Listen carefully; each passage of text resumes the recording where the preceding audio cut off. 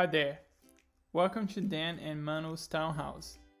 I'd like to acknowledge the traditional custodians of the land on which this video was recorded and pay my respects to the elders past and present. I'm Daniel and I live in this house with my wife Manuela.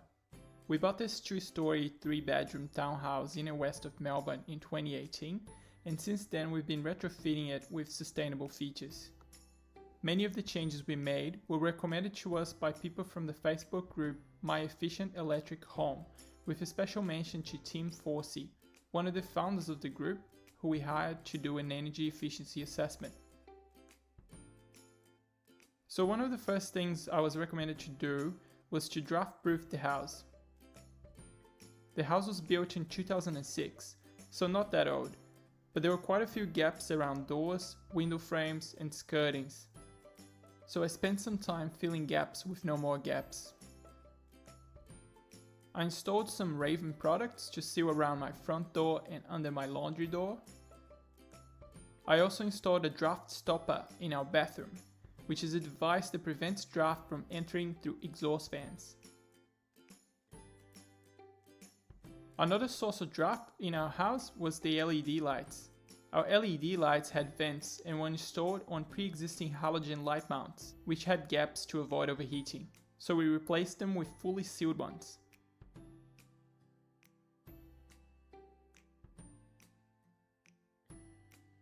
Last year, we installed a 3.79 kilowatt solar PV system connected to the grid.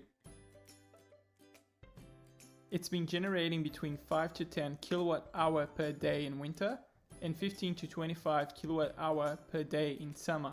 Our energy consumption has been 15 kilowatt hour per day during winter and 5 kilowatt hour per day during summer. Our house came with central gas heating and one split air conditioner. The split air conditioner worked okay to cool the entire house, but it wasn't enough for heating as most of the heat went to the second floor. This year, we installed a Daikin US7, which is a 7-star energy efficient heat pump air conditioner in our living room, to completely replace our gas heater. We also installed a Senden Eco Plus heat pump to replace our gas hot water system. We only used gas for the central heater and hot water, as our stovetop was already electric.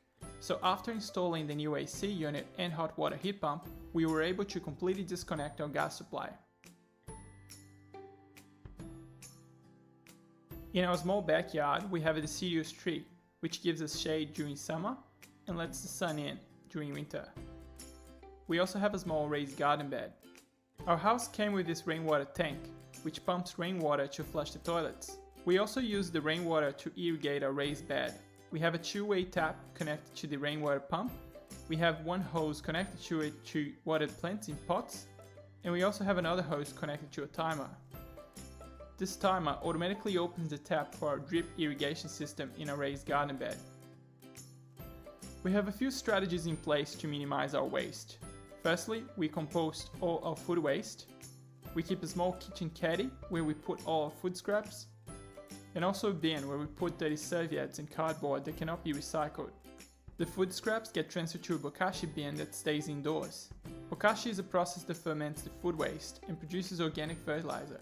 When the bokashi bin fills up, we transfer the contents to the outdoors compost tumbler, along with dirty paper and cardboard, so it continues to break down and turn into compost. Another strategy we use to minimize our waste is that we buy most of our groceries from bulk whole food shops. The bulk whole food shops we go to have a wide range of dry goods we can buy using our own containers. They also have toiletries and cleaning products we can refill and pay by weight. So that's our sustainable house. Our main investments were the solar PV system, a new energy efficient AC and hot water heat pump. The total cost of these upgrades was roughly $15,000, which is saving us an average of $2,000 per year. The first step we took was to get an energy assessment done. I highly recommend anyone looking to improve their house energy efficiency to have one done, as you learn how to get the biggest gains for the lowest cost and effort. For us, and likely for many people, it was to draft-proof our house. It costs very little and can have a big impact. Then we looked at renewable energy options. We were quite surprised with how technology has advanced, allowing us to make a good return on investment within a few years. But like most things, We started by taking small steps everyone can take to minimize our waste, such as composting food waste, reusing our own containers whenever possible, repairing broken items, and recycling whenever you can't reuse or repair. Thanks for watching.